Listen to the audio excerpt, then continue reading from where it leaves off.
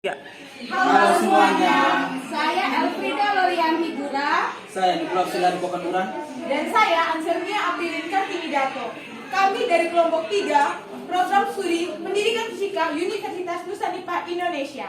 Pada kesempatan ini kami akan melakukan praktikum tentang elektromagnetik. Baik, untuk alat dan bahan yang kami gunakan, yang pertama, baterai sebanyak 2 buah, masing-masing baterai besarnya 1,5 volt, sehingga total besarnya baterai adalah 3 volt. Kedua, kawat tembaga. Ketiga, kompas. Keempat, serbuk magnet. Kelima, paku berukuran 10 cm. Keenam, selotip. Dan yang terakhir adalah anakan hektar. Langkah pertama, lilitkan kawat tembaga pada paku sebanyak 25 lilitan. Yang kedua, merangkai kedua ujung kawat pada baterai dan merekat hanya dengan menggunakan selotip. Satukan bagian ujung baterai positif dan negatif sehingga menjadi satu bagian. Kemudian, ujung paku didekatkan dengan serbuk magnet. Kita lihat apakah ada serbuk magnet yang terangkat.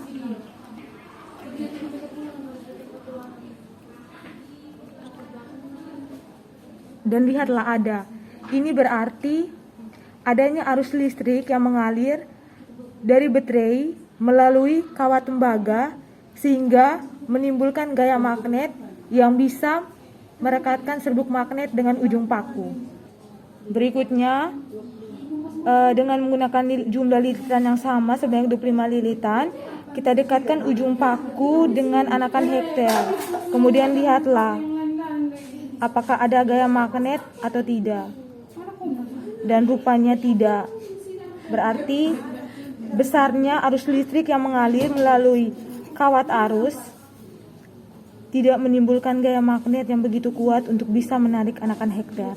Selanjutnya, kita lilit kembali badan paku dengan menggunakan kawat tembaga sebanyak 35 lilitan. Dekatkan ujung paku yang sudah dililiti kawat sebanyak 35 kumparan dengan serbuk magnet. Selanjutnya, dekatkan ujung paku pada serbuk magnet dan lihatlah adakah serbuk magnet yang terangkat atau tidak. Dan ternyata kelihatan bahwa serbuk magnet yang terangkat lebih banyak ketimbang serbuk magnet sebelumnya. Ini berarti adanya arus listrik yang mengalir melalui kawat tembaga sehingga timbulnya gaya magnet. Selanjutnya, dekatkan ujung paku dengan anakan hektar dan lihatlah, ternyata anakan hektar tersebut mampu terangkat. Ini berarti sangat besar arus listrik yang mengalir melalui 35 lilitan kawat tembaga sehingga semakin besar pula gaya magnet yang dihasilkan untuk bisa menarik anakan hektar. Selanjutnya kita dekatkan ujung paku dengan ujung bagian utara kompas dan lihatlah terjadinya gaya tarik-menarik antara ujung paku dan ujung utara kompas.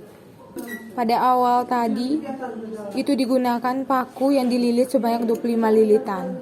Selanjutnya, kita menggunakan paku yang dililit sebanyak 35 lilitan, mendekatkan ujung paku dengan ujung kutub utara dari kompas, dan lihatlah